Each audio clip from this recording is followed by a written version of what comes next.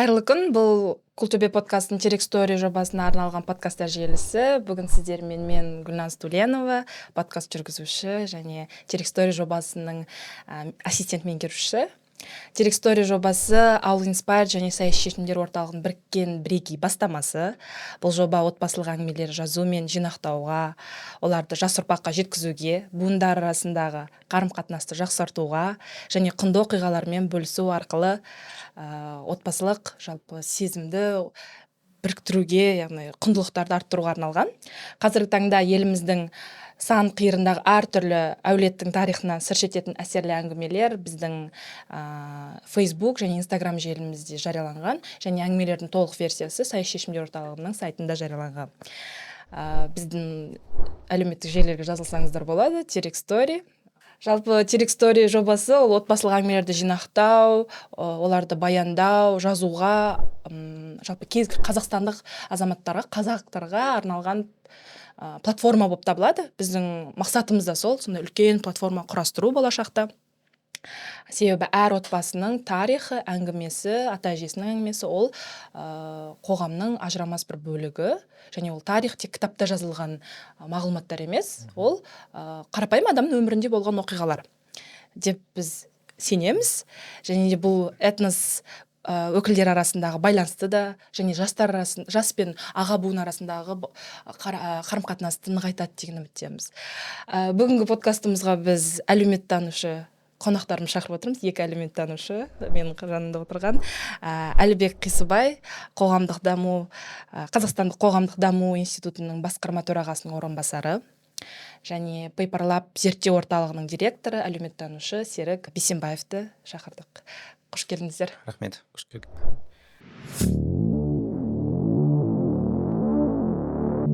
Менің таныстыруымнан да белгілі болған шығар. Жалпы біз бүгін әулет тарихы, отбасы әңгімелері, отбасы тарихы жайында сөйлесеміз. Менің бірінші сұрағым, әулет тарихы дегеніміз не? Сіздердің ойларыңызша? Енді әулет дегеннің не екенін анықтап алу керек шығар бірінші. Өйткені әркім әрқалай түсінетін сияқты. Өйткені әулет деген енді менің ойымша ол тек қана отбасы ғана емес, кеңейтілген отбасыға байланысты сияқты. Яғни ол сіздің ата-анаңыз, олардың туысқандары және де мүмкін ата-әжеңіз. Сонда әулет тарихы дегенде біз кем дегенде бір 2-3 ұрпақтың өмірі, олардың жалпы тарихы, сол жайында мағлұмат жинау, олардың өміріне қызығушылық таныту, ақпарат жинау, оларды жүйелеу, кейін таныстыру деген секілді нәрселер жататын сияқты.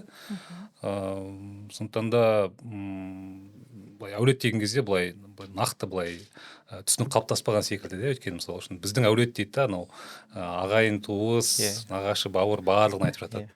Сондықтан да әулет тарих деген кезде менің ойымша осы шекараны мүмкін анықтап алу керек шығар дегенмен де. Жақсы. Яғни түсінікті. Ал сіздің ойыңызша?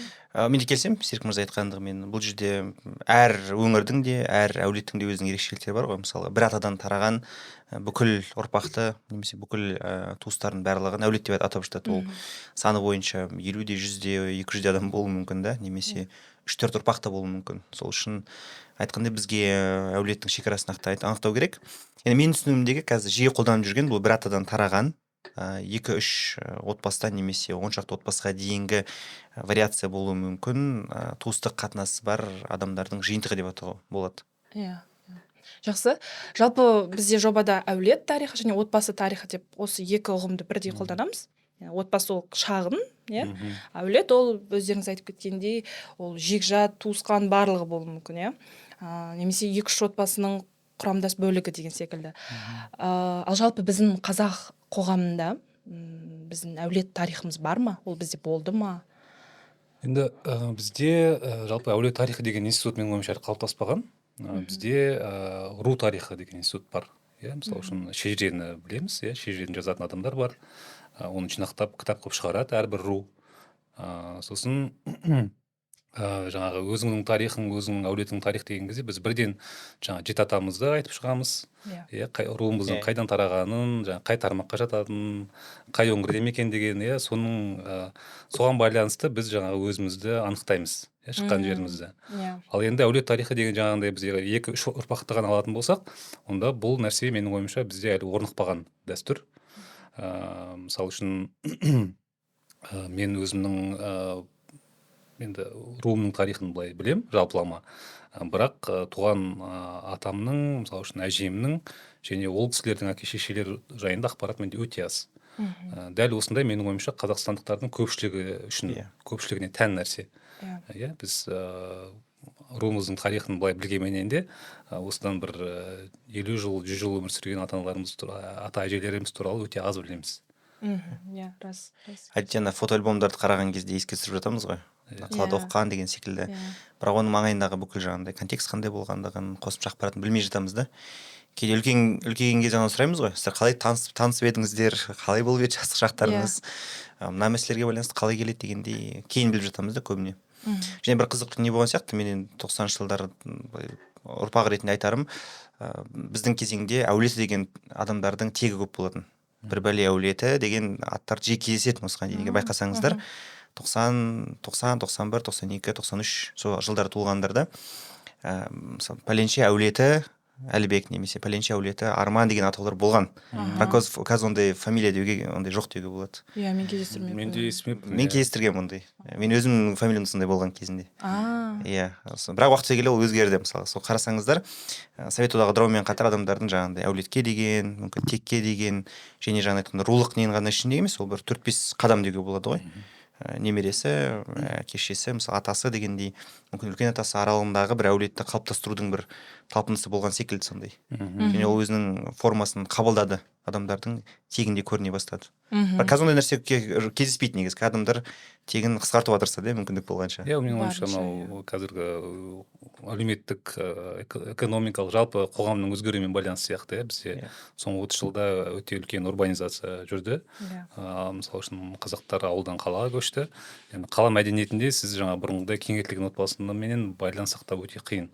Біз жаңа кеңейтілген отбасыдан нуклеарлы отбасыға көшіп жатырмыз, көштік. Яғни нуклеарлы отбасы дегеніміз сіз және сіздің ата-анаңыз, сол ғана, ал ата-анаңыздың туысқандары сіздің уже жаңа отбасы түсіңізден шығып қалады. Соған байланысты менің ойымша біздегі мынау өзіңнің тарихыңды ойлаған кезде сен осы өте жақын аралықта ойлау қазіргі күні тарай бастады. Мен тағы да енді өзімнің мысалыма айтатын болсам, осы жасым 30-дан асқаннан кейін барып ойлана бастадым. Менің ата әжем жалпы қандай кісілер болған. Олар мысалы үшін менің атам, нағашы атам да өзімнің атам да екінші дүниежүзілік соғысқа қатысқан кісілер. Яғни қарап тұрсаңыздар, екеуі де кезінде ашаршылықтан аман қалған ұрпақ, кейін соғысқа барып келіп аман қалған ұрпақ. Яғни 20-шы ғасырдың лотереясын ұтып алған кісілер ғой, былайша айтқан кезде. Бірақ мен ол кісілер туралы ештеңе білмейді екенмін. Содан осыдан бір 2 жыл бұрын үйге туысқандардың келгенін пайдаланып, барлығын жинап алып отырғызып қойып фокус группа жасадым жаңағы. Маған айтып беріңіздерші, енді ата әжеміз туралы, ол кісілер қандай болған, қалай танысқан, жалпы жастық шақтары қалай өткен деген секілді. Сонда өзім білмеген көп ақпаратты алдым. Сөйтсе біздің әулеттің ішінде ол әңгімелерді айту дәстүр қалыптаспаған екен. Ол ақпаратты, кейбір ақпараттарды мысалы үшін айтуға ұят, болмаса ол қажет емес деген сияқты нәрсе бар.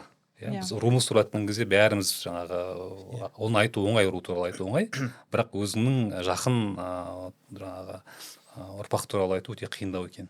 Соны байқадым. Иә, келісемін, Ораз. Негізі осы жерде мына сұрақты қойып кетіп келіп тұр. Әулет тарихын, өз әулетің жайында білу маңызды ма? Керек па? Сіздердің ойыңызша?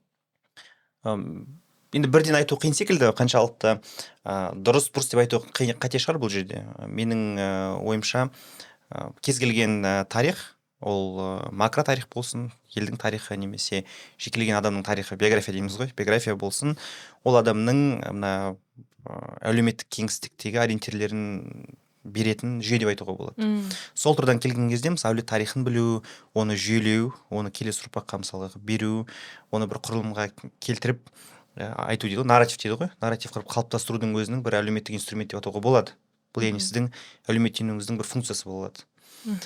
Сол тұрдан келген кезде ол өзінің әлеуметтендіру функциясын орындай ма, орындамай ма, сіздің қазіргі болып жатқан қоғамдық өзгерістер контекстке қосуға мүмкіндік бере ме деген нәрсеге егер сұрағымыз оң болса, онда әрине қолдап жаңағындай осы бағытта қозғалу керек.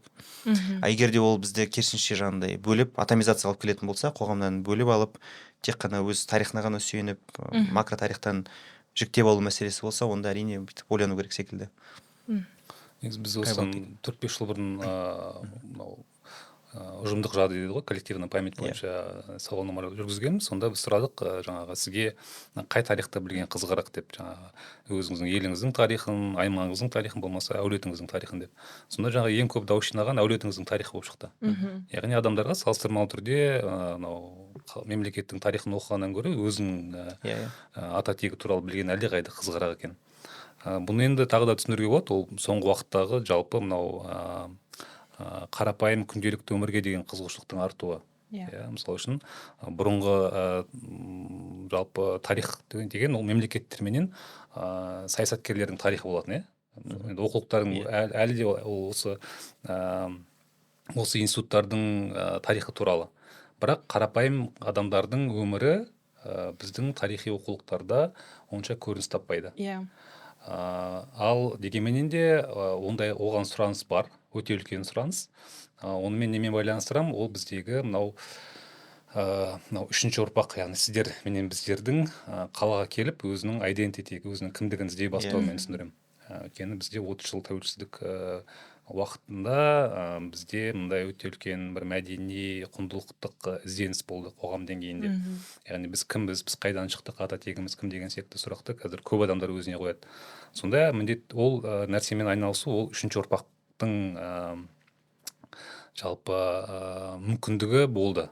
Мысалы үшін екінші ұрпақ, ол мысалы үшін сол 90-шы жылдары ауылдан қалаға көшіп келген ұрпақ. Олардың негізгі мақсаты күнкөріс, тірі қалу болды да. Ал олардың балалары, олар салыстырмалы түрде былай жақсы жағдайда туып өскендіктен, олардың жаңағы сондай жоғарғы деңгейдегі қажеттіліктерін қанағаттандыру үшін осындай ізденіске баруына жол ашылды да. Сонымен байланыстырамын енді. Өйткені мысалы үшін осы подкасттың пайда болуы да соның бір салдары. Ізденістің бір бағыты несі, талпынысы. Ол рас. Мен өзім жақсы көретін бір жақсы мысал бар, мына тарих пен адамның жеке бүйтіп өмірінің биографиясы сәйкес келетіндігі. Алдында да талқылағанбыз. Бұл 50-ші жылдары ақш-тың несі танымал әлеуметтанушы болған, Милл деген. Сол кісіде әлеуметтік қиял деген бір күшті термин ойлап тапқан, sociological imagination деген. Сол кісі айтады, адамдардың үлкен проблемасы бар дейді. Көп адамдар тарихпен қатты ауырады, макро тарихпен. Көбісі әлемде не болып жатыр деп соған талпынады да, өзінің кішкі биографиясын ұмытып кетеді дейді. Немесе кейбір адамдар биографияға қатты сүйенеді күнделікті тіршілігіне, бірақ тарихта не болып жатқанды ұмытып кетеді дейді. Және бұл жердегі басты мәселе дейді, адамдардың өзінің кімдігін түсіну, контексті біле алу, қайда бара жатыр әлем дегендей, мен қайда болам, мысалы 10 жыл, 5 жылдан кейін үлкен өзгерістердің маған әсері деген түсіну үшін әлеуметтік қиял керек дейді. Бұл өзіңнің биографияңды үлкен тарихта көре алу дейді. Және тарихтың сенің биографияң әсерін түсіну дейді. Меніңше Серік мырза айтқан нәрсені өте жақсы түсіндіретін сияқты. Бізде мына үлкен өзгерістер болып жатыр. Ел деңгейінде болсын, әлем деңгейінде болсын, урбандалу жүріп жатыр. Адамдар соның арасында түсінгісі келеді. Біз жай ғана қалаға жиналып қалған жоқпыз. Біздің тарихымыз бар. Біз жай тұрғындар емеспіз. Біздің өзіміздің бэкграундымыз бар, өзіміздің атауымыз бар, тарихымыз бар. Және сақтау арқылы осы үлкен әлеуметтік контекст өзімізді түсінуге тырысамыз. Сондай бір үлкен үрдісте болып жатқан секілді. Ол рас. Мен осы жерде қоса кеткім келіп тұр, келесі сұраққа көшпес бұрын. Мәселен, өзіңіз айтып кеттіңіз, қазіргі ұрпақ, яғни бізді, мен Generation Z ұрпақ ретінде кімдігімді іздеу барысында өзім тарихымды зерттеп, өзің әулетіңді білгің келеді деп. Дәл сонда ізденіс үстіндемін. Мен де сол бір отбасылық жиналыс кезінде ғана білдім. Біздің әулетіміз, менің 7-ші атам, Аңырақай шайқасы кезінде осы солтүстіктен, рум негізі Қыпшақ. Осы Таразға көшіп келген екен. Сосын Дулаттың қыздарына, оңтүстіктің қыздарына тұрмысқа шығып, осында ауыл құрып қалғанда. Бұл мен үшін шынымды айтайын, өзім жеке пікір ретінде білгенде мен ерекше сезіндім, және де өзіңіз айтқандай макро тарихтың ішінен өзімнің микро тарихымды таптым да. Яғни, Аңырақай шайқасы кезінде, сол кезде мен атам келген, одан кейін осында осылай болған деп. Және Аңырақай шайқасы жақындай түсті ғой деймін өзіңе. Бұрында абстрактты нәрсе болған. Кітаптан оқисың, жылдары Аңырақай шайқасы мына жылдары болған. Өте алыс ғасырлар бұрын да. Өзіңіз елестеттіңіз ғой, арқаңыздың шауып баратқан. Одан кейін оңтүстіктің қыздары жібермей қойған ғой деп оны әзілге айналдырып жүреді, отбасылық сол жиналыс кезінде. Күнделікті өмірде ондай әңгімені мен әкемнен де, анамнан да ести алмаймын, осылай бір бас қосу болған кезде ғана естисің ғой. Логикалық тұрғыда мына сұраққа келгеніміз өте әдемі болады деп ойлаймын. Жалпы осы әулет тарихын білу отбасы мүшелері үшін, тек жастар үшін емес, отбасы мүшелері үшін қаншалықты маңызды ол? Өте маңызды, себебі біз адам ретінде өзіміздің жақсы сезіну үшін біз жаңағы кімдігіміз бағанағы енді тағы да қайталап жатырмыз ғой, мынау әлемменен, мемлекетпенен байланысымызды сезіміз керекпіз. Өйткені адам үшін әлеуметтік жануар дейміз ғой, енді әлеуметтік жануар ретінде біз үшін ең қорқынышты нәрсе ол жеке қалып қалу.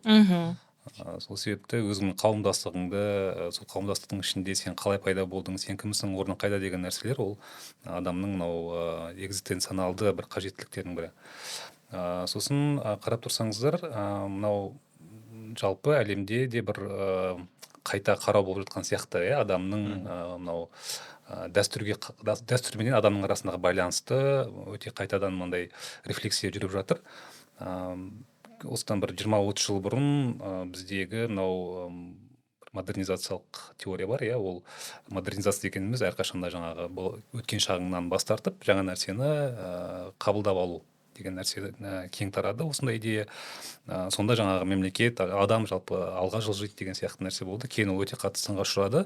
Және де ол сынның бірі, ол адам мысалы үшін өткен нәрсесін ұмытып кетіп, ол ешқашанда бақытты бола алмайды. Өткен нәрсесімен ол қоштаспау керек, онымен тығыз байланыста болу керек.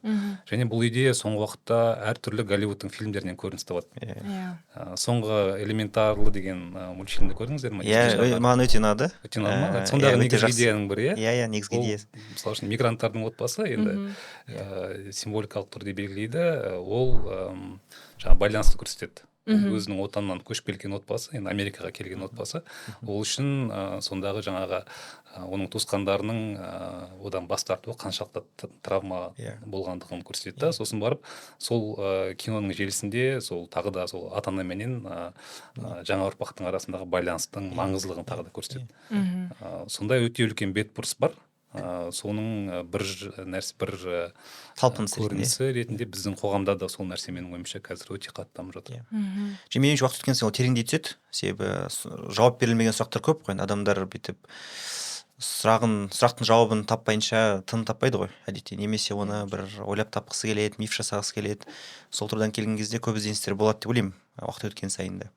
Мысалға, жиі талқылайтын нәрсе, қазір мен көп естіп жүрмін, жақындардан да және ғалымдардан да, антропологиямен айналысатын бұрынғы үлкен әжелеріміздің видеоларын түсірейік, ол кісілер қалай сөйлеп жатыр, қазір қандай әңгіме айтады екен, ертең 30-40 жылдан кейін немерелер көрсе де, немесе бір ғылыми ізденіс үшін керек болса да деген идеялар көп айтылып жүр. Мысалы, былай қарасаңыз, осыған дейінгі өткен тарихты немесе тәжірибені құрылымды дейді, құрылым ғой, сен видеоны отырғызасың, жазасың, оны бір сұрақтар қоярсың, сондай талпыныстар жиі байқалып жүр. Және меніңше бұл жаңағы Серік мырза айтқандай тек тұлғалық қана емес, қоғам деңгейінде де үлкен бір сұраныс бар секілді. Ол рас. Ол жеке адамнан бөлек қоғам үшін өте маңызды. Мысалы, мынау Николай Пле деген автор бар, оның кітабы «Трудное прошлое». Ол енді негізі Ресейдің тарихы туралы жатыр, бірақ әлемдегі осы өзінің өткен тарихын сондай қайта қарау процесі қалай жүріп өткен және оның саясатпенен қандай байланысы барын соған талдау жасайды. Ол сол айтады жаңа үшінші ұрпақ туралы, яғни көп мемлекеттерде, Испанияда, Германияда сол өте травматикалық кезеңді қайта қарау, ол үшінші ұрпақтың міндеті, соның жауапкершілігі болған екен. Көп елде, мысалы үшін Испанияда Франкодан кейінгі диктаторлық кезең болды ғой, өте репрессиялар қатты жүрді. Екінші ұрпақта ол тақырып жабық қалды да, бірақ үшінші ұрпақ ол тақырыпты қайтадан көтереді. Дәл сол секілді бізде мысалы үшін өте травматикалық кезең ол 20-30-40 жылдардағы кезең, біздің ата-аналарымыздың, ата-әжелеріміздің көрген дәуірі. Ол тарихтың ол парақтары біз үшін әлі күнге дейін жабық, көп нәрсені білмейміз. Сондықтан да біз сіздер сол кезеңге қайта оралу арқылы қоғам деңгейінде өзгерістерге бұл бастама болатын нәрсе. Өйткені сол кезеңге біз баға беріп, әділ баға бермей, біз алға қарай жылжи алмайды екенбіз. Мысалы, жеке тәжірибеме айта кетейін, жақында бір Чернобыль туралы кітап оқып отырғам. Атын нақты есіме түспей тұр, бірақ Чернобыльдағы болған апаттың хронологиясын жасаған ағылшын ғалымы. Сонда ол кісі айтады, сол кездегі жабық қалалар ол среднее машиностроение деген министрлікке қараған дейді. Маған өзіме қызық болды, әлеуметтік учетіне оны неге өйтіп бөлген екен, неге средмаш деген министрлікке бөліп қойған деген.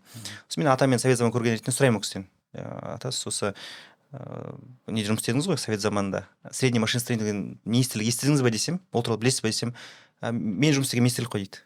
Қалай десем, ол кісілер кезінде жабық қалада тұрған, Қазақстан территориясында Мәскеуге бағынатын қала болған. Сөйтіп сұрасам, сол қаланы бақылайтын сол министрлік болған екен. Сөйтіп айтамын да, мен әлеуметтік учетіне қызық болып кетті, сұрай бастадым. Ол қалай жұмыс істеген, жабық қаланың несі қандай болған дегенде, ол уран өндіретін жабық қала болған. Былай қарасаң, мысалы мен қазір өзінде 30-дан асқан адам ретінде енді біліп жатырмын да ол тарихты. Мысалы аталарымның биографиясындағы белгілі бір эпизоды ол жабық қалаға байланысты болғандығын, советтік бір жүйелендіру системасына тәуелді болғандығын кейін біліп жатырмыз да. Оны былай айтпайды ғой тұрып, балам немесе немерем тыңда, мен былай айтып берейінші деген оқиға көп болмайды ғой дейді. Сөйтіп мен ойымша күнделікті бір өмірдегі оқиғаларға байланысты бір элементтерін шығарып, соны жүйелеуге болатын секілді. Ол рас. Бізде жоба аясында, мен жобада әңгіме жазуға, интервью алуға, сұхбат алуға мен жауаптым. Сонда мен Алматыдан Астанаға ұшып жатқан кезімде осындай өте керемет оқиға болды, және де апа отырып қалды. Мен сол кісіден бірден көзім жанып, біздің жобаға сұхбат алатын адам ғой деп ол кісіге жобаны айтып беріп, рұқсатын сұрап, өзі өте әдемі киінген, қолына алтындарын таққан, өте бір қазақи күшті апа екен. Жасы Жамал апа әлі күнге шейін сөйлесеміз. Бізде жобада әлеуметтік желіде қарасаңыздар болады. Түркменстаннан Қазақстанға дейін деген әңгіме шыққан сол тақырыпта. Сол сұхбаттың аясында. Сонда самолетте отырып сұхбат алдым. Әжемен сөйлесіп жатып, әңгіме барысында білдім, олар жұбайымен бірге Түркменстанда осы кеңес одағы кезінде әскери қалада тұрған. Мысалы біздің Қазақстанда қазіргі таңда әскери қала деген жоқ қой, ондай концепт, мысалы әскери адамдар тек мына жерде өмір сүреді деген. Ол кезде ол түсінікті, үйреншікті нәрсе болған. Ол сол жезқазғаннан өздері тұрмысқа шығып, бірге күйеуімен бірге Түркменстанға көшкен. Яғни өзінің әңгімесін айтып жатқан кезде сол көшіп, қайттан осы жезқазғанға келуі, әскери қалада өмір сүруі туралы айтқанда, әрине қысқа период болған, бірақ соның өзінде мен үшін ол бір ерекше сезім болды. Менің отбасымда, әулетімде ешкім әскери қалада тұрмаған. Бұл қалай десем болады, сұхбат алушы ретінде де, жалпы тарихты білуші ретінде де жаңа нәрсе болды. Меніңше біздің қазір қоғамда мына талпыныстың арқасында өзіміз тануға деген бізге өте көп оқиғалар жетпей жатқан секілді. Біз шыны керек, мысалы мен жиі сұраймын, түрлі өңірден шыққан балалар қыздардан, мысалы жер су атауларына байланысты. Сіз білесіз бе, қайдан пайда болған жер су атауы, оған байланысты бір айтылған аңыз оқиға білесіз бе, көп жерде андай жоқ ақпарат. Былай қарасаңыз, оны жайдан жай қойған жоқ, оның өзінің логикасы болған, қойған кезде оған байланысты бір мифологиясы немесе бір түсініктемесі болған, бір локацияға байланысты бір оқиғалардың желісі де болған. Мысалы біздің Жамбыл облысының Көкбастау деген не болған, жайлау. Мысалы соған байланысты көп оқиғалар бар, оны кейінгі ұрпақ білмейді. Бірақ егер қазып бассақ, 50-60 жылдар түрлі оқиғалар болған. Жаңағы теміржол, енді оған дейінгі теміржол салынуы, адамдардың көшуі, аумақтың Қырғызстанға берілуі деген секілді локацияға байланысты контексті бар да. Бірақ біз, мен ойымша, ғылыми ортада болсын, және көпшіліктің санасында болсын, өзіміз туралы баяндайтын аз болып тұрған секілді деректер, нарратив дейді ғой. Сол үшін бізде үлкен бір талпыныс бар. Мысалға біз егер бір күшті идеяны бір көріп жатсақ, мынау да бізге таңсық емес қой, мынау да бізде болған екен ғой деген ойлар келеді. Сөзіңіз аузыңызда. Тағы бір біздің терексториядағы жобадағы әңгіме, оны менің анам жазып берді. Менің нағашыларым Талас ауданы Билікөлден. Сонда анам жазып берген әңгімеде Билікөлдің өзінің әжесінен естіген, яғни неліктен Билікөл аталғанын жазып берді. Мен үшін Билікөл. Ал кісінің айтуы бойынша, қателеспесем, бізді әңгімені оқысаңыздар да болады. Бүбітай әже деп аталады біздің әңгімеміз. Онда осы билердің басын қосқан, сондай өте шұрайлы, шөбі бар, көл бар, бәрі бар. Жазда керемет болатын жайлау болған. Сондықтан олар билердің көлі деп пе, сондай атаған. Мен үшін, бұл да жер су атауларынан жаңа ақпарат. Соңғы кезде маған қызық болып жүрген тақырып осы тарихи жадыға байланысты, ол сол репрессия кезеңі. Сол репрессия кезеңіндегі адамдардың өмірі, соны сол жаңағы «Трудное прошлое» деген кітапты оқыған кезде соны оқуымның себебінің бірі сол болды. Сонда ол кітаптан мен білген ақпарат, мынау репрессия 37-40 жылдарға дейін емес, 50 жылдардан кейін де жалғасқан екен. Мұнда жаңағы кейін колхоздар құрылып, сөйтіп жатқан индустриализация жүрген кезде көптеген адамдарды өте бір жаңағы кішігірім ғана бір қылмыс үшін Сібірге жер айдап жүрген көп адамдар енді саны есімде жоқ. Сонда кейін мен жаңағы айтқандай туысқандарымды жинап басын қосқан кезде әңгіменің арасында менің туған атам соғысқа барып келгеннен кейін барып колхозда жұмыс істеген. Сонда сол 40 жылдардың аяғы менен 50 жылдардың басында бір 3-4 жылға сол Сібірге барып келген екен. Ол ақпаратты ешкім айтпайды. Сонда жаңағы кен ағамыздың біреу айтып отырса, қасындағы отқан бауыры, оны айтпасаңызшы, ол ұят емес па деп айтқылары келмейді. Өйткені олар үшін стигматизация бар. Ал мен айтамын да, ол деген ол адамның кінәсі емес, ол деген ол тоталитарлық жүйенің адамдарға сонда ықпалы. Сонда не үшін түрмеге отырғызды десем, бір колхоздан екінші колхозға тері алып бара жатқан кезде жолда көлігі бұзылып, сонда жаңағы тері бұзылып кеткен екен. Сонда жаңағы мойнына іліп утрата колхозный имущество дегенмен жергеніз да, сонда қарап тұрсаңыз сұмдық нәрсе. Бірақ та сол тарих біз үшін, мысалы үшін, өте маңызды болатын еді, сол кездегі жүйені түсіну үшін. Соны айтып берсе, бірақ ол айтылмайды. Сол сияқты айтылмай жатқан әңгімелер негізінде өте көп. Негізі бәріне терапия керек секілді ғой. Айтып, жаңағындай өз іштегісін шығарып, кейінгі ұрпаққа қалдыратындай да. Негізі тағы да осыны жобаға айналдырып әкелгім келіп тұр. Бізде воркшоптар сериясы болды ғой, әр сенбі 3 сенбі жүргізгенбіз. Сонда біздің шақырған экспертіміз Ботакөз Қасымбекова, Базель университетінің доценті, тарихшы. Сол кісі мына тақырыпты қозғады. Яғни әңгіме айту ол терапия. Сен әулетіңнің әңгімесін, атаңның, әжеңнің әңгімесін айту, ол нақты саған қатысты болмаса да, сен үшін терапия болып саналады. Сіздің сөзіңізге қоса кетер болсам. Рас. Бірақ білесіздер ме, енді біз айтып жатқан әңгімелеріміздің көбісі осы соңғы 20 ғасыр ғой. Технология пайда болып жатты. Бір кішкене суреттеріміз бар сол заманнан. Бірақ кей әңгімелер енді ол кезде технология қатты көп болған жоқ қой, сондықтан жасырын айтылмай қалып жатыр деген секілді. Әңгімелердің бәрі ауыздан ауызға тараған. Алайда соңғы жылдары бізде білесіздер өздеріңіз девайстар пайда болды, технология, жалпы адамның тарих жайында көзқарасы да өзгере бастаған секілді. Яғни қазіргі заманда біз мысалы қарап, жақын тарихты қарап, осы бір 90-80 жылдарды қарап, ол мынандай деп айта аламыз, суреттерге, картиналарға қарап, фотография, видеофильмдерге қарап, ал оған дейінгі тарих басқаша. Яғни осылардың арасында қақтығыс болмайды ма, мысалы түрлі қоғамда пайда болған жаңа нәрселер әсерінен, мысалы технология, девайс. Меніңше бұл жердегі мәселенің екі деңгейі бар секілді. Біріншісі бұл фактаж тұрғысынан, мысалға кезінде менің атам бала кезінде көзі көк қоңыр болыпты, шашы мынандай болыпты, бойынандай болды, және ол кісі мына жерлерге барған екен деген ақпараттар болса, фактаж тұрғысынан келетін болса, әрине меніңше бұл керісінше үлкен мүмкіндік. Мысалы мен жиі айтам өзім, соңғы ұрпақтар шығар өзінің бала кезден өскенге дейінгі бүкіл видеосын сақтай алатын. Әркім өз баласын сақтап жүрді қазір. Мынанша жасында жүрді, мынанша айында бүйтті, сөйтті деген кәдімгі несі бар. Хронологиясы бар. Және ертең мысалға өскеннен кейін 30-40-қа келіп қарап көрейінші деп қарай алады. Мен қалай сөзді үйрендім екен деген. Мысалға TED-те бір ғалым шыққан, атын ұмытып тұрмын.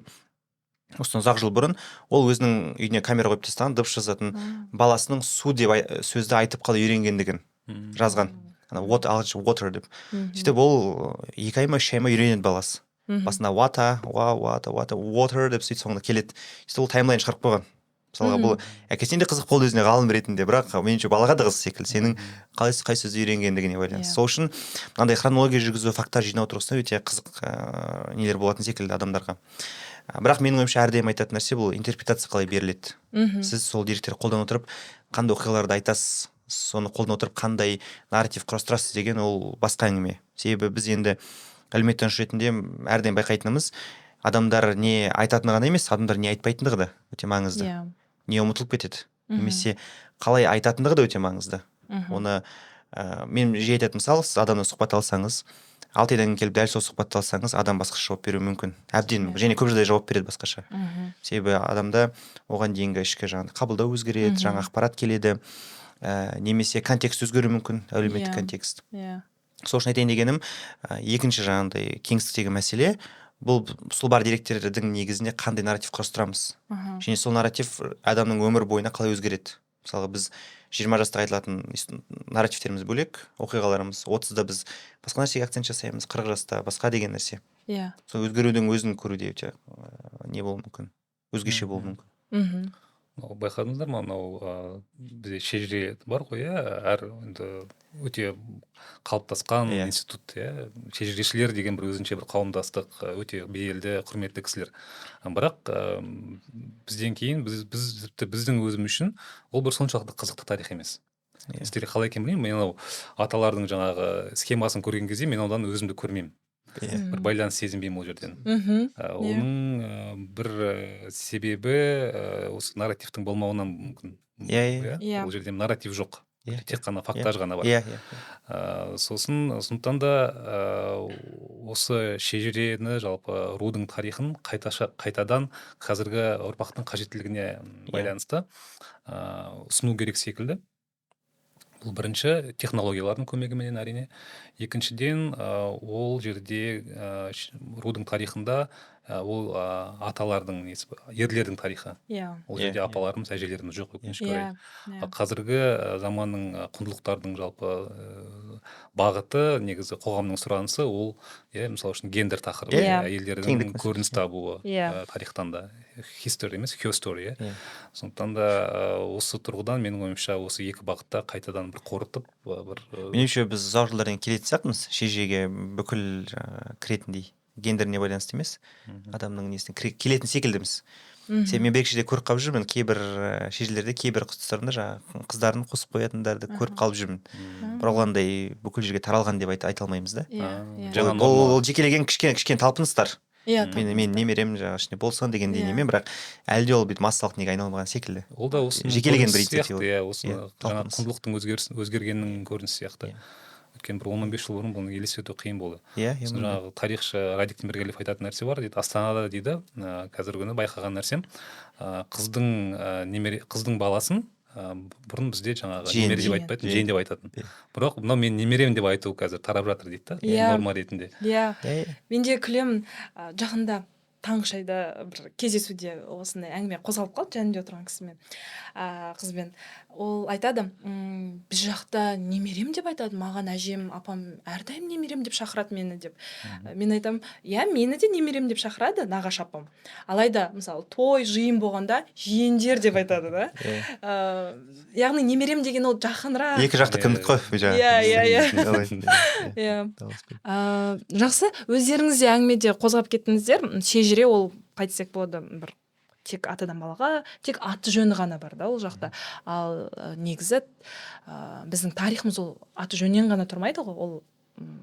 Ол терең әңгіме бар, ол жақта эмоция бар, тағы да үлкен басқа да факторлар бар, Және әдетте осындай әңгімелерді бізге тасымалдаушы ол әйел адамдар, яғни memory holders. Мен өз тәжірибемнен де байқағаным сол, әйел адамдар өз тарихында, жұбайының тарихында, тіпті жұбайының шежіресінде жақсы әулеттің тарихында біледі. Тіптен соңғы шыққан әңгімеміз біздегі Рауза апамен, ол өзін қайнатасын соғыста қайтыс болып кеткен. Сол кісіні зерттеген деген секілді. Осы Терекстори жобасында жақында шықты. Мен таң қалдым. Мен мамам да сондай, анам да. Папамның тарихын мамамның өзі жақсы біледі шежіресін. Неліктен осы әйел адамдар бізде memory holders, яғни әңгімені тасымалдаушылар. Тіптен бізде Терексторияда ер сұхбат берушімізді шақырсақ та, ол кісі де әжесі туралы айтады. Яғни аталарымыз туралы айтылады, айтылмайды емес. Бірақ доминантты тұрғыда әжелер, әйелдер бізде негізі мойындау керек қой тарихта, отбасыда. Жақсы ғылыми сұрақ секілді, зерттеуді қажет ететін, бөлек бір зерттеу. Бірнеше гипотеза қазір басында. Мен де сол келді бір екеуі. Тексеріп көруге болатын не сияқты, қызық. енді біреуін бүйтіп жекелеп айту қиын шығар, бірнеше фактор болуы мүмкін. Ол енді ашық айту керек, жаңа еңбек бөлінісі болған бұрын кезеңнен бастап, әйел адамдар үйде болған, балалардың бүкіл уақыты да назары да сол апаларымыздың, аналарымыздың қолында болған ғой.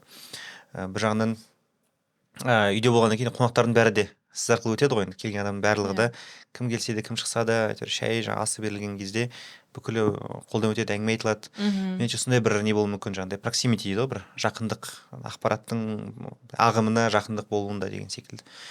Екінші мәселе, жаңағы әйеліне неге беріледі, мысалға енді жаңа үйге әйел адам келген кезде ол енесімен екі қармалас өседі ғой, енді әрдайым енесінің қасында енді келіні жүреді. Енді әдеттегі дәстүрлі отбасыда. Сол үшін бұл да трансмиссияны жеңілдететін бір не болуы мүмкін да.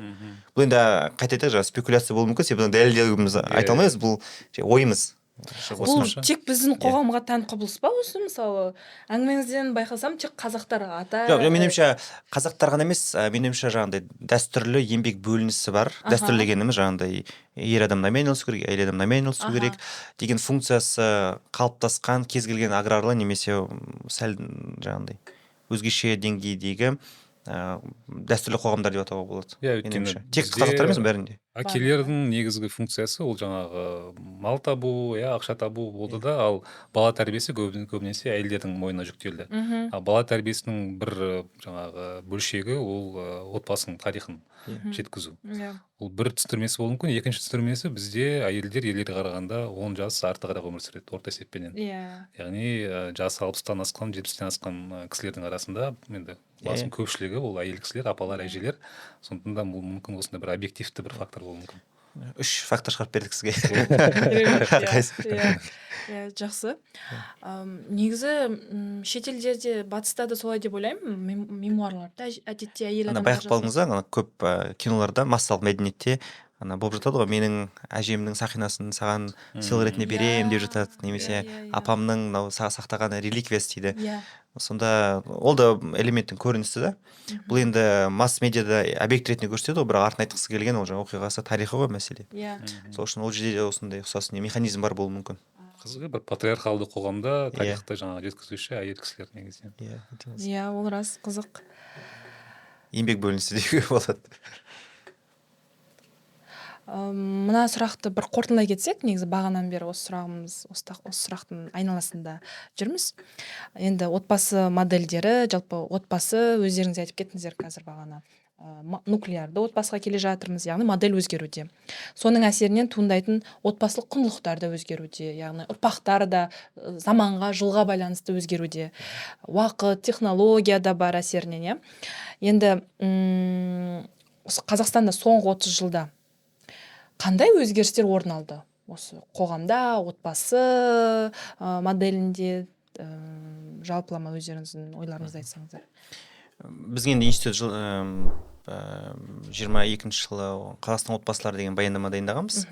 Енді оны ұзақ мерзім зерттеу деп айту қиын, себебі 90-нан бері енді ешкім ол мәселе зерттеген жоқ қой. Бірақ қазір жақсы талпыныс бар, жылына бір рет немесе 2 жылда бір рет отбасы мәселесіне байланысты қалай өзгеріп жатқан динамиканы көру деген. Сол зерттеуде мысалға біздің көріп отырғанымыз бірнеше мәселе бар. Бұл Серікміз айтқан отбасы моделінің мысалға өзгерісін көруге болады. Мысалы бізде отбасылардың 5-тен 1-і ол 3 ұрпақ тұратын отбасы. Біз әдетте ойлаймыз ғой, ата-апасымен және 3 ұрпақ қатар тұратын отбасылар көп екен деп. Негізі ол 5-тен 1% ғана. Әрине динамикасын айту қиын, ол азайып жатыр ма, көбейіп жатыр ма деген. Бірақ бізде нуклеарлы отбасылардың несі көп. Сонымен қатар мысалға моно ата-ана болатын отбасылар бар. Қазақстанда ол шамамен бір 400 мыңнан астам моно отбасы бар. Яғни не әкесі, не шешесі тәрбиелейтін отбасы. Оның ішіндегі 60 мыңы ерлер ғана баласын тәрбиелейтін. Қалған 300 мыңнан астамы ол әйел адамдар. Мысалы, бұл да бізде сәл өсіп жатқанын көруге болады. Яғни біз айтып жүрген жаңағы нуклеарлы модель өсіп жатырмыз. Ол доминантты модель біз үшін. Бірақ арасында белгілі бір типологиясы да өсімін байқауға болады. Сол үшін егер біз мысалы осыдан тағы да бір 5 жыл алдын, 10 жыл алдын қарайтын болсақ, менің ойымша үлкен өзгерістер де болатын секілді. Мүмкін біз айтып жүрген жаңағы 3 деңгейлі модель мүлдем азайып кетуі мүмкін. 5-тен 1 емес, ол бір 10% немесе 5% да болуы мүмкін. Бұл жерде айтқан бізде экономикалық мәселелер бар, себебі үлкен отбасының асырау мәселесі, әсіресе қаладағы үй алу мәселесі қиындау байланысты мүмкін былай бөлінген нелер болуы мүмкін. Мысалы ақш-тың контекстінде жақында не шыққан, Америкадағы комьюнити дейді, қауымдастықтарды зерттейтін зерттеу өте терең. Ол жерде 4000-ға жуық не бар екен, модель бар отбасылық. Мысалға әйел мен ер адам тұрады, ол бір, ер мен әйелі, баласы 3 модель. Және біздің әзірге түсінікке кірмейтін модельдер де бар. Мысалға мысалға былай ресми неге отырмаған, рәсімдемеген, біз енді қалай айтады, азаматтық неке деп айтады, бірақ енді ол да дұрыс деп айту қиын. Сондай отбасы және біреуінің әке-шешесі тұратын дегендей модельдері бар да. Түрлі модельдер көбейіп жатыр. Бірақ дегенмен де Американың өзінде 4 негізгі модель ол басым. Ол жалғыз адам, household, жалғыз адам болған, үйленген ер мен әйел, үйленген ер мен әйел 1 бала, үйленген ер мен әйел 2 бала деген. Бұл Америкадағы отбасылардың 3-2% құрайды. Бірақ Америкадағы әлеуметтік ұштар айтады, бізде де ол өзгеріп бара жатыр, жаңа айтқандай. Қаланың урбандалуы бар, экономикалық inequality, теңсіздіктің өсуі мәселесі бар. Сол үшін әсер бар дейді. Одан кейінгі біз көретін нәрсеміз бұл құндылықтар деңгейінде. Енді біздің зерттеуде құндылықтардың қалай өзгеріп жатқандығын шолып өтеді. Мысалға қызық өзімен алған бір дерек бар. Бұл бұрында балаларға ата-аналары отбасының ішінде үлкендерге құрмет деген категорияға көбіне акцент қоятын. Мысалы, сауалнамаға жауап бергендердің 40%-нан астамы үлкенге құрмет ол 1-ші орында деген. Бірақ бір қызығы қазіргі 22-ші жылғы дерек бойынша үлкенге құрметтен көрі көпшілікті құрметтеу, яғни бәрін тең құрметтеу деген концепт кіріп жатыр. Әрине бұл үлкендер құрметтемеңдер деген әңгіме көбейт деген нәрсе емес. Бұл көбіне мына бәріне тең қарау керек, сосын өздеріңе реализация жасау керек деген құндылықтардың өзгеріп жатқандығын көруге болады, динамикасын. Менің ойымша осындай бір үлкен әлеуметтік экономикалық өзгерістің, демографиялық өзгерістің әсерінен отбасыдағы айтылатын оқиғалар да өзгеретін сияқты. Біз соған біліп отырмыз енді. Айтылатын тарих қандай болады, қалай оны мысалға қарапайым, мысалы моно отбасын өсіретін әке немесе шеше өзінің шешесі туралы айтады баласына, бұл да үлкен сұрақ қой, әлеуметтанушылық. Қалай айтады, оны қалай құрастырады, қалай түсіндіреді, неге жаңағындай моно отбасы екендігін шешемен қалай байланыстырады. Мысалға бізде ажырасып кетсе де бәрі де жаңағындай әдетте әкесінің руын айтады ғой енді. Анасы өзі өсіріп жатса да, сенің руың былай болған, сенің жеті атаң былай деп сақталып қалады, жаңа айтқандай біз элемент. Неге олай екендігін енді жауап беру қиын. Біздің жаңағы демографиялық көрсеткіштерге қарасақ, соңғы 30 жылдағы онда бір негізгі өзгеріс ол мынау әйел кісілердің бірінші баласының туу жасының артуы. Ол соңғы 20 жылдың ішінде қатты өскен, 24-тен 27-ге дейін ғой деймін, мен есімде болса. Бұл неліктен маңызды, себебі бұның артында тағы да сол әлеуметтік экономикалық өзгерістер жатыр. Яғни әйелдер біріншіден тұрмыс құруға бұрынғыдай асықпайды. Тұрмысқа асықпай шығады. Тіпті тұрмыс құрғанның өзінде де баланы тууға, өмірге келуге асықпайды. Яғни бірінші орынға өзінің карьерасын, білімін қояды деген сөз. Яғни бұл жаңа құндылықтар егер картасына қарасақ, біздің қоғам мынау жеке бас таңдауын құрметтейтін қоғамдарға қарай жақындап баратыр деген сөз. Сосын ажырасу коэффициенті артып жатыр бізде. Бұл мысалы үшін біздің Орта Азиядағы басқа мемлекеттермен салыстырғанда әлдеқайда жоғары. Бұнда енді аймақтық айырмашылық бар. Сосын жаңағы орташа үйлену жасы да артып жатыр. 26-тан 27-ге дейін орта есеппенен, ол ерлердің арасында жоғарырақ, әйелдердің арасында төменірек. Яғни бұның барлығы біздегі мынау бір құндылықтық трансформацияның белгілері. Яғни бұрынғыдай енді әлі де отбасы ол бірінші құндылық қоғам үшін, бірақ та оған деген көзқарас ақырындап өзгеріп жатыр. Яғни бірінші орынға адамның сен өзіңді, самореализация бар. Самореализация, қазіргі уақыттағы коучтер менен психологтардың көбейіп кетуі де осының бір көрінісі. Ол ізденістің көрінісі ғой, олар көбейіп сосын өзгерген емес, ол адамдардың соған деген сұраныс артқандығынан соны толтыру үшін жаңа көбейіп жатыр да. Есіме түсіп кетіп жатыр, оқиғалар айтып жатыр ғой, білеміздер, естідіңіздер ме? Мен әке-шешемізден естісек, олар жас үлкен болып шыққан 24-25-те деп айтады ғой. Отырып қал деп айтатын да. Қазір мысалы олай ешкім қабылдамайды ғой. Қазір ол 30 асып кетсе де 40-та болса да бүйтіп айтады да. Былай қарасаңыз неде қабылдау да өзгерді. Сонда осыдан бір 30 жыл бұрын ғана 24-25 жас ол кеш үйленіп жатыр деген ой болса, қазір ол олай емес, бұл өзгерді. Оның үстіне былтыр заң шыққан жоқ па, әлде биыл шықты ма? 35 жасқа дейін созылды. Біз әлі жаспыз. Біздің министрліктің несі. Тағы бір қоса кетерім, өздеріңіз әдемі айттыңыздар, яғни жасқа байланысты, үйлену жасына байланысты, қоғамның жалпы құндылығы үлкендерді сыйлаудан көпшілікті сыйлауға өзгеріп жатыр деп жатыр. Оның ішінде отбасы моделінің өзгерісі соған әкелгім келіп тұр. Өзіңіз айттыңыз, 4000-ға жуық модель бар екен деп, зерттеу бойынша. Біздің мысалы Қазақстанның отбасыларында кездеседі ғой, қайнапасы бірге тұрады деген секілді, қайнатасы бірге тұрады, яғни бұл да бөлек модельдер. Ол ерекше модельдер. Онда кездесіп жатады біздің қоғамда, өзімізде. Және де құндылықтардың тағы бірі, қазір анасы да әкесі де жұмыс жасайды, және баланы ата-әжесі қарайды. Немесе әке-шешесі асырай алатын болса, экономикалық жағдай деңгейі, финанс жағынан жетсе, мысалы қараушы, няня жасайды. Бұл да баланың жалпы өзінің өсуіне, тарихын білуіне бір әсері жанама тұрғыда бар. Қоса кетсем, осы біздің зерттеудің ішінде ата мен апаның тәрбиесі деген блок бар. Қаншалықты сонда жауап бергендер, енді бірге тұратын отбасылардың ішіндегі жауап бергендердің 90%-ға жуығы ата-апаның тәрбиесі позитивті қабылдайды. Ол кісілердің көзқарасын. Және не үшін деп сұраған кезде ол бірінші жаңағы тәрбие, тарихын біледі, құндылықтарды сіңіріп өседі деген, және ертерек дамиды деген несі бар. Ертерек дамиды дегенде жаңағыдай көп сөйлеседі ғой. Тілдік қабілеттер тез дамиды. Көбірек андай не болады, ашық болады дегендей. Бірақ минус ретінде еркелік деп жазған көбісі. Қандай? Еркелік деп. Еркелік. Ерке болады деп. Бәлкім. Балабақшаға ақша төлеуді қажет жоқ. Сондай бар еді. Бірақ бұл да мысалға бір не ғой, модельдің формасы ретінде, мысалы оқиғалардың берілуі. Мысалға ол кісілер әлемді түсіндіруі, кейбір әлеуметтік категориялар түсіндіру, жақсы жаман, кейбір behavior, іс-әрекеттің санкциясын жаңағыдай беру не істеуге байланысты да үлкен бір не бар да, өзгеріс. Экономикалық фактор өте маңызды, себебі мынау экономика артқан кезде, жұмыс орындары көбейген кезде, жалпы әйелдердің жұмыс істеуіне мүмкіндік ашылады. Осы кезде мемлекет қосымша балабақша ашып, сондай балабақшаға баланы беру мүмкіндігі көбейген кезде бізде әйелдер экономикаға араласып, сол кезде жаңа отбасылықта құндылықтар өзгере бастайды. Ата-әже деген нәрсе бұрынғыдай міндетті түрде жаңағы бірге тұру емес, олардың жаңағы өзі үшін өмір сүру деген сияқты нәрсе пайда болады. Сол нәрсе бізде қазір байқалады. Мысалы үшін көп тағы да жиі еститін нәрсем, ой, балаларыңды өздерің бағыңдар. Ол да өзгеріс бар. Тағы да бұрын 20 жыл бұрын онда есту өте бір қызық еді. Соны зерттеуіміздің ішінде 34% айтады сол. Ата-апасы ешқалай араласпайды деп жазған. Немерелердің тәрбиесіне ешқалай араласпайды дегендей нелер болған жауаптар. 30%-дай жуық.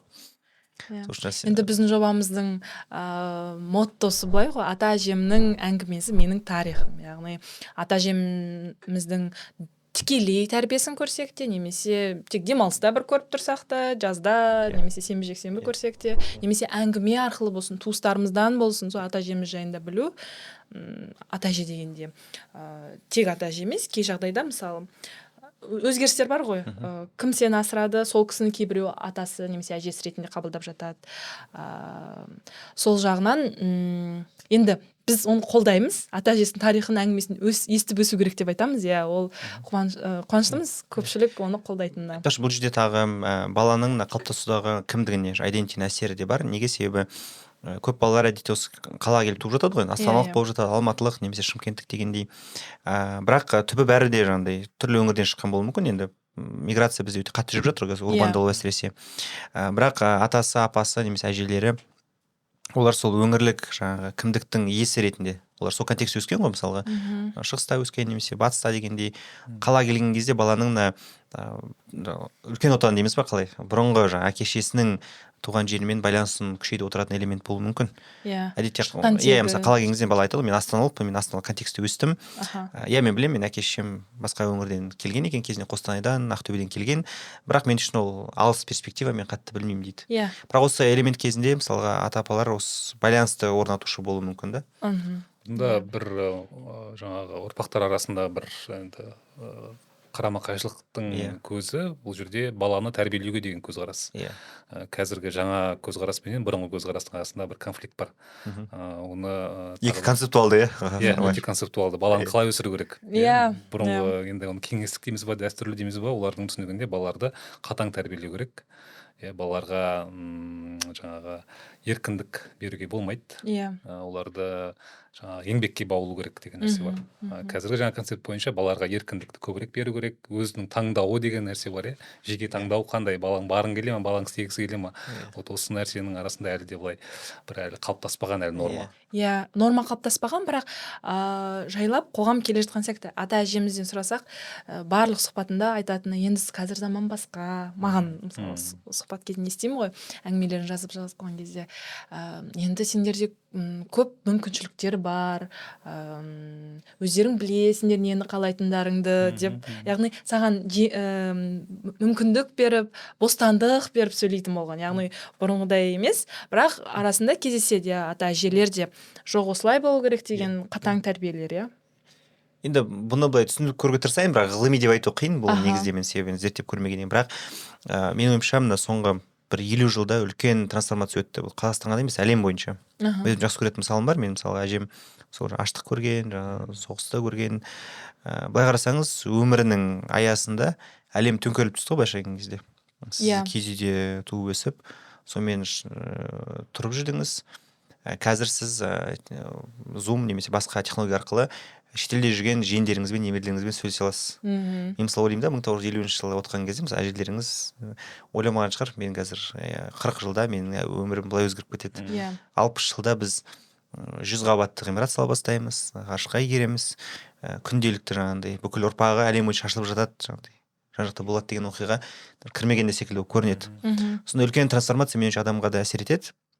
Әлемді қабылдау, соған қарай бейімделу, сол үшін жаңа айтқан өздеріңіз білесіздер, әлем басқа деген нәрсені сол бір түсініктің болуында туындау мүмкін.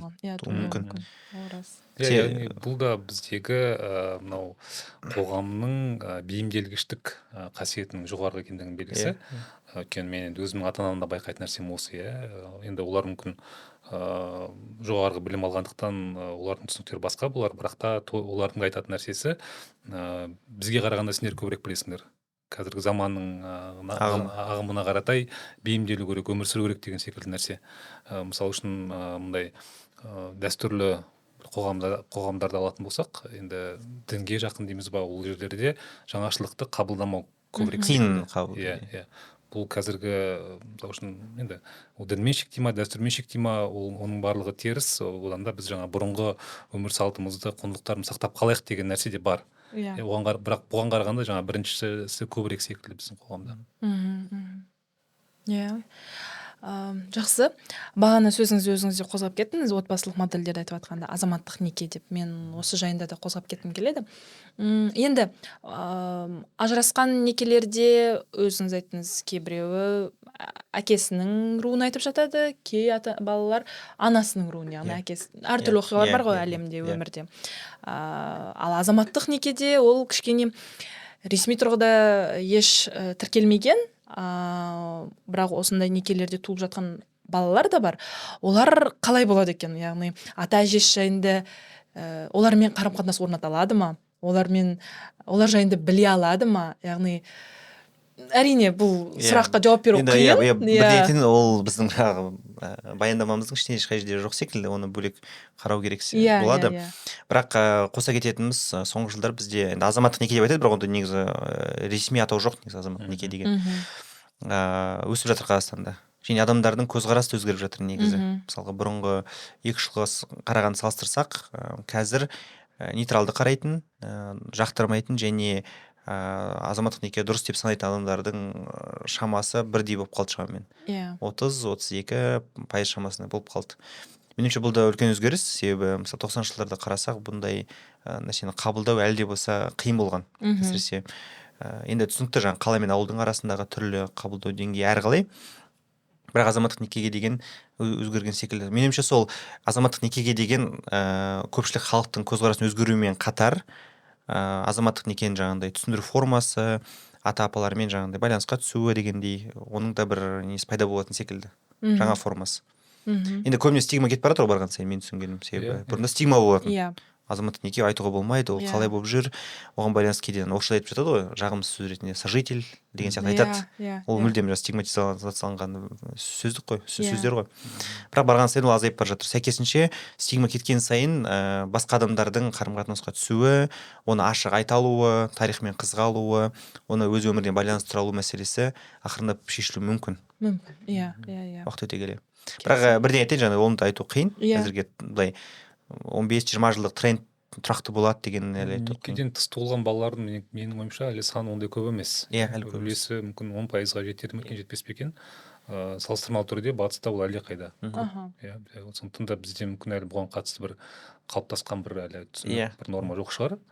Бірақ оның саны әлі болашақта арта беретіндігі сөзсіз. Себебі индивидуалды сондай құндылықтар басым қоғамдарда, онда жаңағы қоғамның қысымы азаяды да, сіз жаңағы өзің үшін бала туу деген нәрсе ол нормаға айналады. Сондықтан да бұған қатысты әрине стигманың азаюы да заңды нәрсе алдағы уақытта. Сонымен қатар бұл жерде діни фактор де бар. Мысалға, сіз ахажда тіркелмей, бірақ енді исламдық ресми неке жас қиып екінші немесе үшінші әйел алып жатады, болып жатса да ол да азаматтық не есептеледі негізі. Оған қарамайды қазір, себебі жаңағыдай діни тұрғыдан некесі қиылды. Бірақ қазіргі заң аясында ол андай ахажбен тіркелмегеннен кейін ресми жаңағыдай не есептелмейді.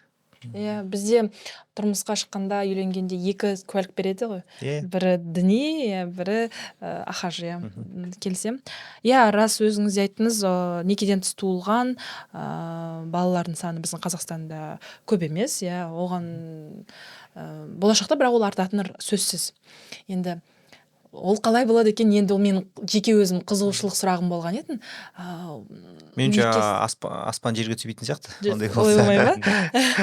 Ата-әжесімен қанша дегенмен коммуникациясы болатын секілді. Өзінің анасы жағын, немесе әкесі жағын азырақ кездеседі. Неліктен егер атасы, әжесі бар болатын болса, оған не кедергі болады? Тек қана некеде болмағандықтан ғана ата-анасы, ата-әжесі оны қабылдамай қоймайды деген сөз емес қой. Стигма себебі азаюда, Жақсы. Мына нәрсеге келгім келіп тұр. Отбасыдағы балалар саны. Өздеріңіз білесіздер, ата-әжелеріңіз айтып жатармын, бәлкім әңгімелерінде де 13 құрсақ көтергенмін деп. Кемі 6-ау жетеу деп. Кемі 6-ау жетеу, Жылдан жылға әрине азайып келе жатыр. Ол қазіргі таңда біздің заманның көзқарасы бойынша көп балалы болу, ол кішкене негативті коннотацияда қолданылады, яғни жағдай жоқ, немесе ішімдік әкесі, немесе шешесі ішімдік ішеді деген сияқты түрлі басқа да басқа факторлармен байланыстырып жібереді. Қашаннан бері заман осылай өзгеріп кетті. Бала санына қатысты экономикалық жағдайын айтып жүретін деңгейге жеттік біз. Бұл жерде енді болжам, бірақ әлеуметтің шетінде менің мысалға көріп тұрғаным, бұл қоғамдық пікірде айтылатын, қоғам дискурста айтылатын ойлар адамдарға қатты әсер ететін негіз. Адамдардың күнделікті орысша установка дейді ғой, қандай установкамен жүретіндігі және әлемді қалай түсіндіретіндігіне медианың, ортаның айтатыны өте маңызды. Байқасаңыздар, соңғы емес, демографияға байланысты жиі айтылатын аргумент, бұл бала санының болуы, бұл экономикалық күшпен теңестіретін аргумент көп айтылады. Бұрында сенде шаруашылығың көп болды, оны ұстап тұру үшін саған көп бала керек болды, сол үшін туды деген бір жақты аргумент түсіндіреді. Бұл енді шындыққа жанасады, бірақ бұл тек қана сол ғана жауап түсіндірмейді бүкіл ситуацияны. Бірақ осы аргументті қолдану арқылы ойлайды бәрі. Ол соны проекция жасайды.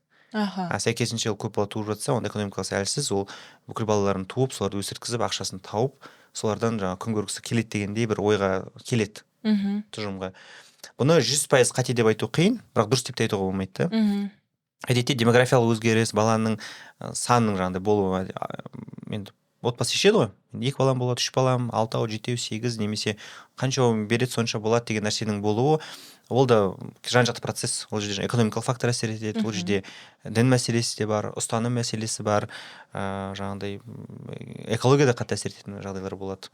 Осы фактордың бәрін ескерілмей қалады да, тек қана бір аргументке акцент қойылады. сол акцентті көпшілікке таратқаннан кейін көпшілігі меніңше ойлап бастайтын секілді. Мгм. Бұны шешу жолы меніңше көп ақпараттандыру керек. Жаңағыдай демографиялық мәселе ол тек қана бір немен түсіндіре алатын нәрсе емес. Иә. Мысалы сен дін ұстансаң бұл балаң көп болады деген нәрсе емес. Себебі Иә. біз мысалға Еуропада байқалатын нәрсе католик отбасылары салыстырмалы түрде протестанттарға қарағанда балалар көбірек туады, бірақ олардың арасындағы балалардың саны түсіп бара жатыр. Мгм. Католик мемлекеттердің ішінде де. Мгм. Немесе соңғы статистиканы қарасақ, ең көп бала туатын жаңағыдай Бангладеш, Нигерияның солтүстік жағы мұсылмандық. Мгм. Ол жерде де бала туу саны төмендеп бара жатыр. Күрт төмендеп бара жатыр. негізі. Әлемдік тренд, та. Иә. Сөйтіп қарасаңыз, былай қарасаңыз, дінді қатты ұстанатын мемлекеттер бар. Сауд Арабияның өзінде де қатты түсіп бара жатыр бала туу деңгейі. Аха. Африка Сол үшін, мемлекеттерінің өзінде иә. ең көп бала туылады, Иә. Африка аймағы, ол Иә. жерде де бала туу саны Иә. жылдан жылға азайып жатыр. Иә. Ол төмендеу тек дінмен ғана, немесе тек экономикаға түсіндіре алмайсыз. Ол Иә. жерде 5, 6, 7, 8 несі бар, түсініктемесі бар. Иә. Мен бұл сұрақты қойған себебім былай болып тұр да. Енді туылған ұрпақ, бір екі отбасы баласы бар отбасында туылады. Өзін мысалы ата әжесімен сөйлеседі, ата әжесі айтып жатады, біз 10 бала болғанбыз, 7 бала болғанбыз. Ол қоғамда қазір кішкене негативті ойда да. Сол кезде ол ата әжесінің тарихын қалай қабылдайды екен? Сол кереғар қақтығыс болмайды ма деген бір. Керісінше біздің Иә. қоғамда көп бала туу бір жетістік секілді. Иә, күшті А. негатив Оған керісінше бір оң баға берілетін секілді Ол рас, қоғамда. иә. Себебі енді оның мысалы үшін басқа әлемдегі басқа аймақтарға қарағанда біз 2000 жылдардан бастап бала туу саны күрт артты. Мгм. Тіпті бір қызығы ең көп бала туылатын өңірлерге және дәстүрге жақын оңтүстік пен батыс қана емес, Астана мен Алматыда кіретін тұрақты түрде. Табиғи өсім, жаңа миграция емес, табиғи өсім. Табиғи өсім. Яғни бала туу коэффициенті бізде 2,8, 3-тің ар жақ бер жағында бұл мынау табиғи өсімі жоғары елдердің ішіндеміз. Бірақ та соңғы 10 жылдың ішінде бұл көрсеткіш тұрақтаған. Аха.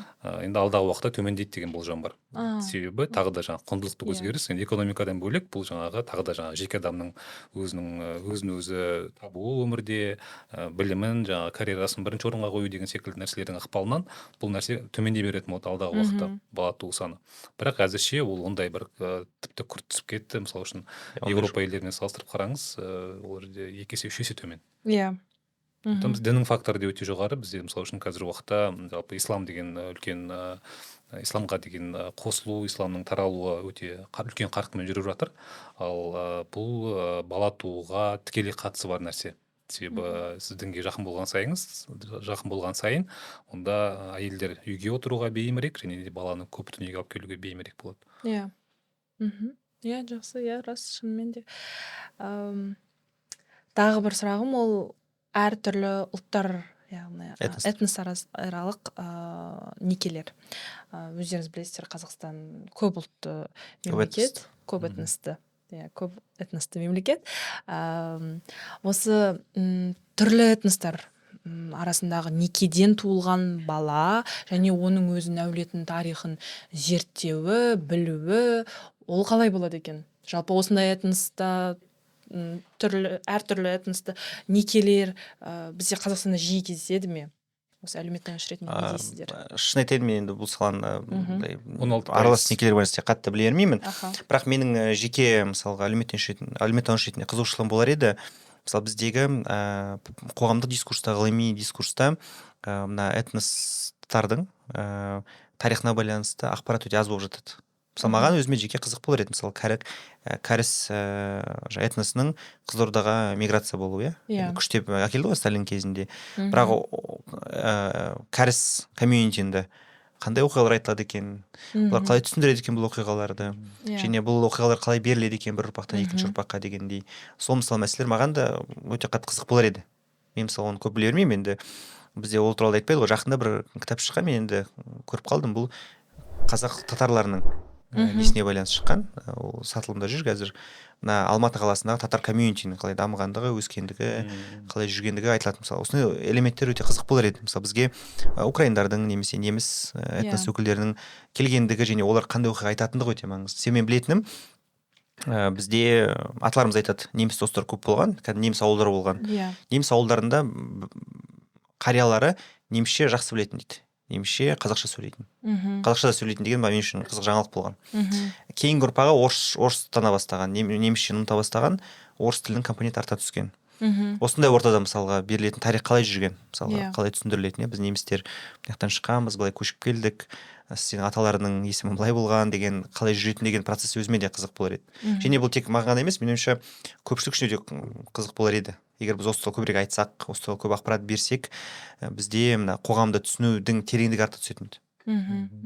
Бізде этникалық бөлініс өте қатты былай өте көрініс табады, ол советтік тарихпенен байланысты, соң біздегі тарихпенен байланысты, біз мынандай этникаға бөлінген қоғамда өмір сүреміз, бірден жаңағы өзіміздің этникамыз қандай екенін анықтап аламыз. Сондықтан да екі этнос тобының өкілдері үйленген кезде оны біз бір проблема, бір қиындық ретінде көреміз. Негізі олай емес, Негізі олай емес, және ондай некеден туылған балаларда да бір белгілі бір деңгейде кімдік идентикалық дағдарысты басынан кешіреді. Ол рас. Себебі олардан қоғам күтіп тұрады, анықталуын. Сенің ұлтың кім? Мектепке барса да жаңағы сен кімсің деп заявление жазған кезде балаңыздың ұлты деген категория әлі күнге дейін бар екен. Таң алдым, жақындаған заявление жаздым. Балаңыздың ұлты дейді, кейін советтік одағының дәстүрі. Ол не керегі бар, мысалы үшін түкке керек емес нәрсе. Статистика бойынша 16%. Бізде барлық некелердің 16% әртүрлі этнос өкілдерінің арасындағы неке. Бұл 80 жылдармен салыстырғанда төмен азайған. Және де бұл некелердің басым көпшілігі славян ұлттарының арасында жүреді.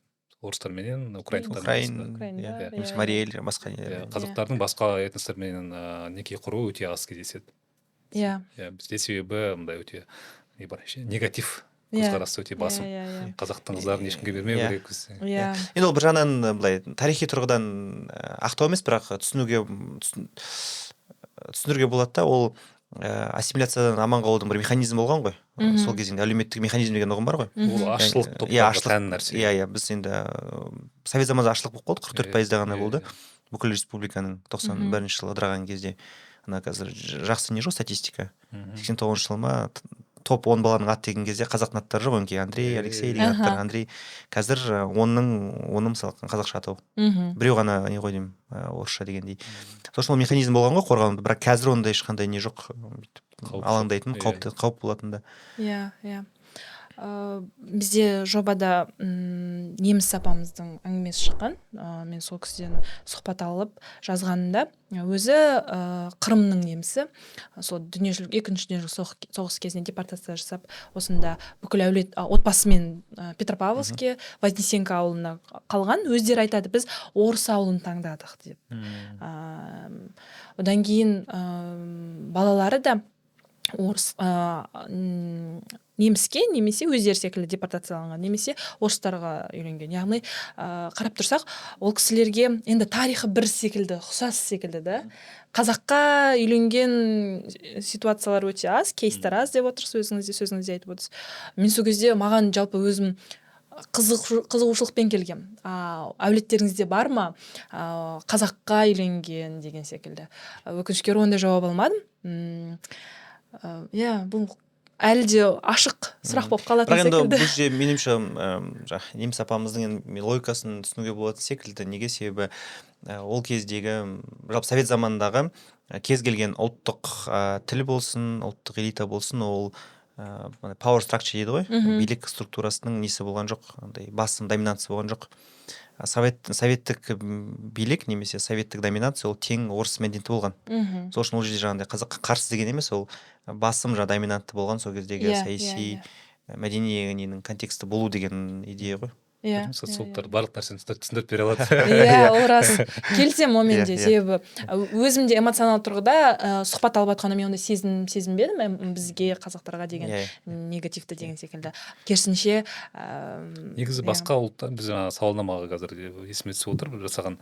Сонда жаңағы сұрақ қойғанбыз, жаңағы осы этносаралық некеге көзқарасыңыз қандай деген кезде, басқа ұлттың өкілдері әлдеқайда жағымды көзқарасы. Ал қазақтардың арасында басым көпшілігі теріс, негатив. Яғни біз өзіміз ашылуға, араласуға ұмтылақты былай. Мен жабық қой. Мысалы қазір кімдік туралы талқылап жатыр ғой.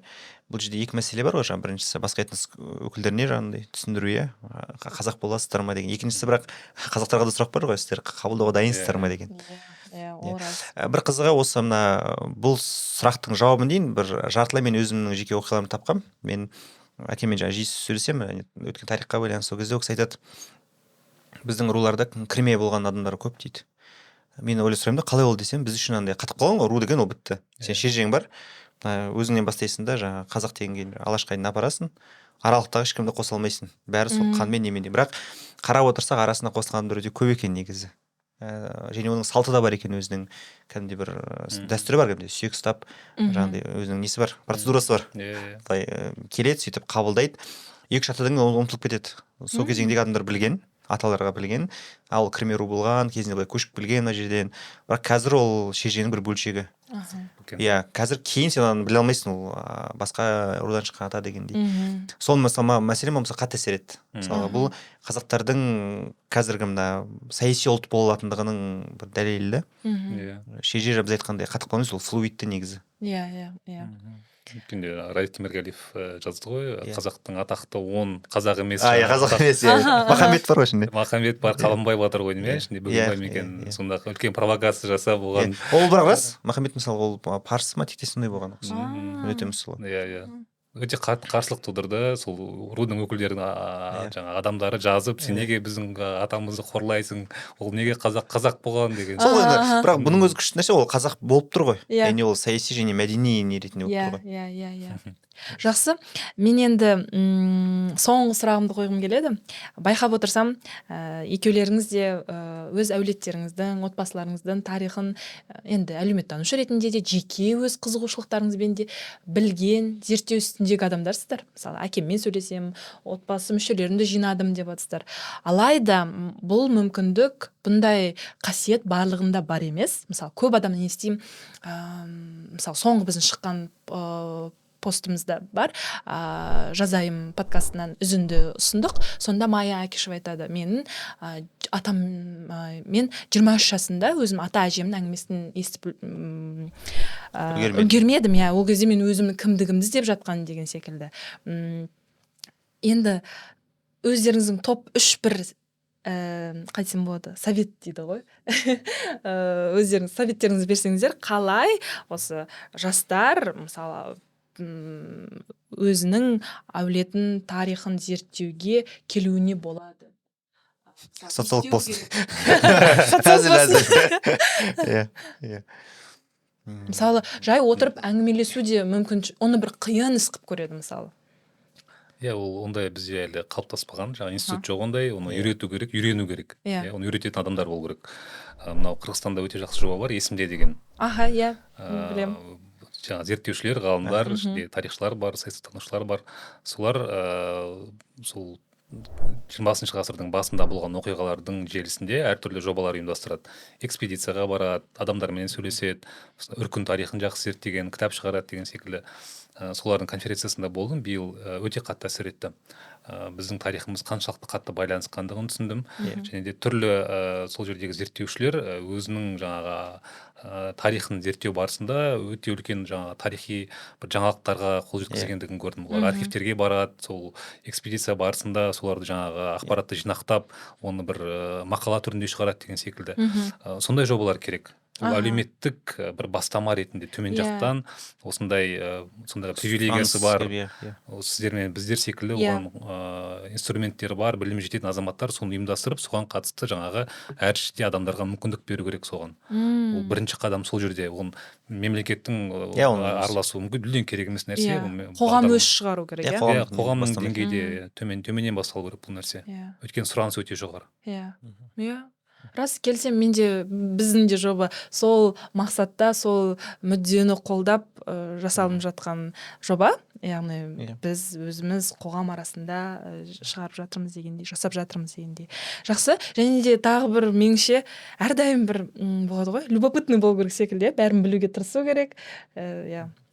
Рахмет көп-көп. Өте керемет, пайдалы, өнімді, қызықты әңгіме болды. Подкаст болды. Қош сау болыңыздар. Сіздермен болған Күлтөбе подкастының Терекстори подкаст желісі. Жақсы. Жобаңызға сәттілік. Рахмет.